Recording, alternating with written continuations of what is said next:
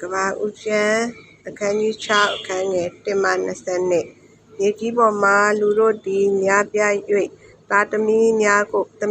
ကိုလည်းရကြသောအခါဘုရားသခင်၏သားတို့သည်လူသမီးတို့လှကြောင်းကိုမြင်၍ကိုယ်စိတ်ရှိသည့်အတိုင်းဆုံးဖြတ်ကြ၏ထာဝရဘုရားကလည်းငါဝိညာဉ်သည်လူတို့တွင်အစဉ်မဆုံးမရအကြောင်းမူကားလူတို့သည်အသားဖြစ်၏သူ၏အသက်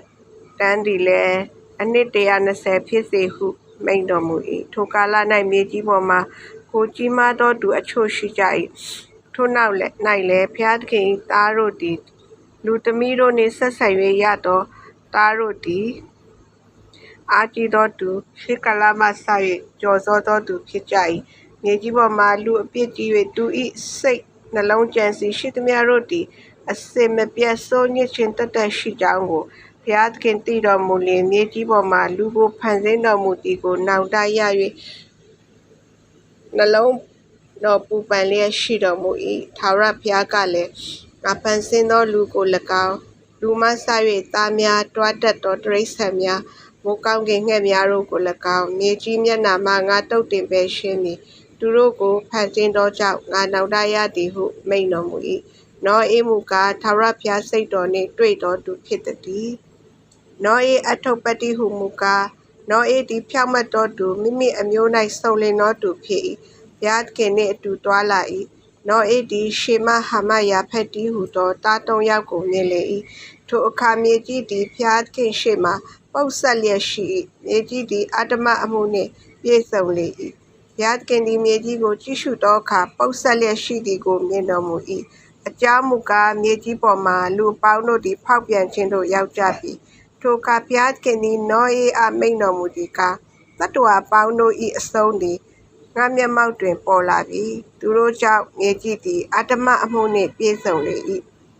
ကဲစင်စစ်မြေကြီးနှင့်တကွ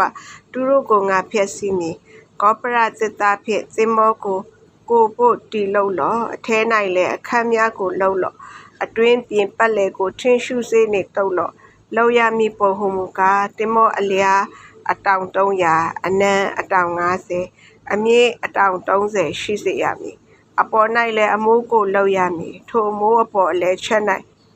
ထရုပ်အနံတောင်အကျယ်ရှိစေရမည်သင်္ဘောနံတစ်ဖက်၌လည်းတကားကိုလုံရမည်အောက်ဆင့်အလဲဆင့်အပေါ်ဆင့်ဟု၍သုံးဆင့်ကိုလည်းရှိစေရမည်အသက်ရှင်သောတတ္တဝါ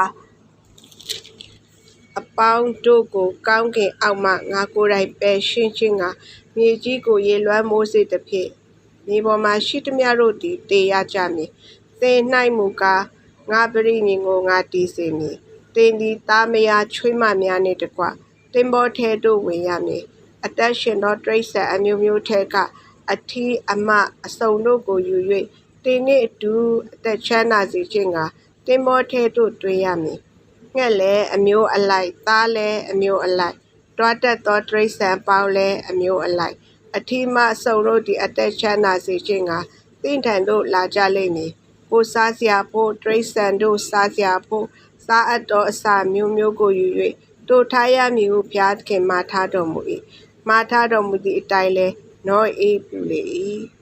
ဖတ်သွားသောနှုတ်ကပတ်တော်အားဖြင့်အရောက်စီတိုင်းကိုဘုရားသခင်ကြွယ်ဝစွာကောင်းကြီးမင်္ဂလာချပေးတော်လောင်းပါစေသောအာမင်